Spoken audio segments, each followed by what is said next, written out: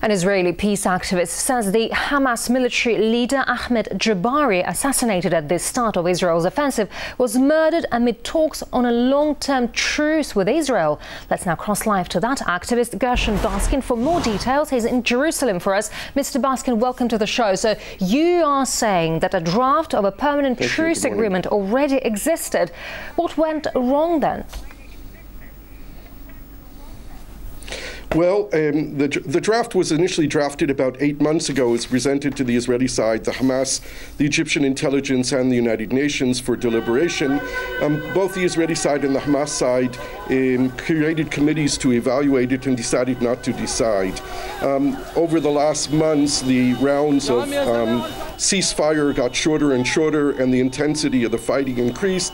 And I decided, together with my counterpart in Hamas, who we were instrumental in negotiating the prisoner exchange deal that led to the freedom of Gilad Shalit, the Israeli soldier held in captivity by Mr. Jabari, we decided to try and push forward. My Hamas counterpart wrote a new version of the draft. He was presenting it to Hamas leaders. In fact, on Wednesday morning, he was presenting it to Ahmed Jabari himself. I was supposed to receive later that evening the copy of the draft in Arabic for me to deliver to the Israelis who were waiting for it and the Egyptian intelligence. Why do you think Israel approved the assassination of the Hamas military chief Ahmed Jabari, as you say? Well, there's a legitimate argument within the Israeli security assessment of whether or not making a truce with Hamas strengthens Hamas at a time when we know that Ahmed Jabari and his colleagues are not peace activists. They don't want peace with Israel. They're committed to Israel's destruction.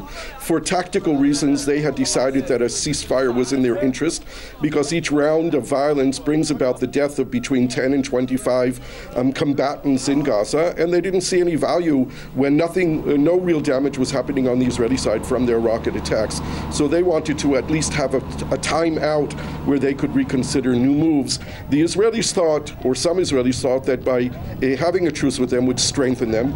There were people who believe that what we need to do is systematically weaken Hamas so that they will fall out of power. And there are those who believe that we need to create deterrence strong enough so that Hamas won't attack Israel.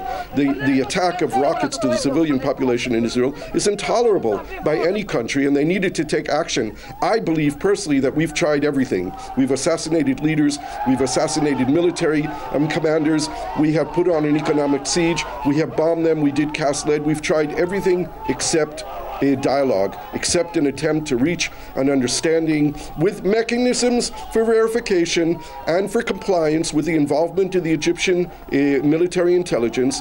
I think it had a chance to work. But now we'll have to postpone it for some time. And also there's been a lot of speculation about the timing of this offensive.